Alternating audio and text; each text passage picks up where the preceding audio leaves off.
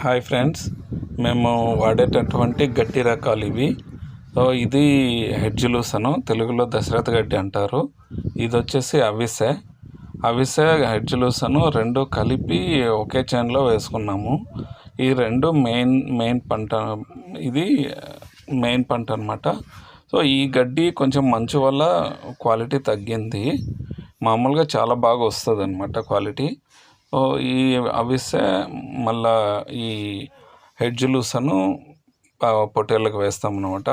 దాంతోపాటు నాపియరు, ఇది నాపియరు 4G Napier అంటారు. సో బాగా గ్రోత్ బాగా వచ్చింది.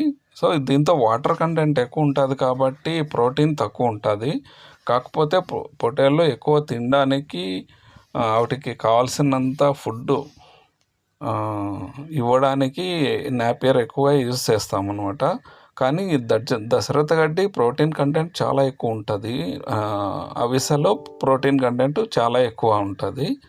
అవి రెండు మెయిన్గా ఇస్తాము. ఇది వచ్చేసి వాటికి రిక్వైర్మెంట్ కావాల్సినంత ఫుడ్ కావాలి కాబట్టి నాపియర్ ఎక్కువగా యూస్ చేస్తూ ఉంటాము. దీంతోపాటు మాకి మొక్కజొన్న గడ్డి కూడా ఇస్తామన్నమాట. మొక్కజొన్న గడ్డి ఇక్కడ మొక్కజొన్న గడ్డి కూడా ఉంది. ఇది కూడా ఎక్కువ శాతం మొక్కజొన్న గడ్డి ఇస్తాము. వాటికి కావాల్సినంత గడ్డి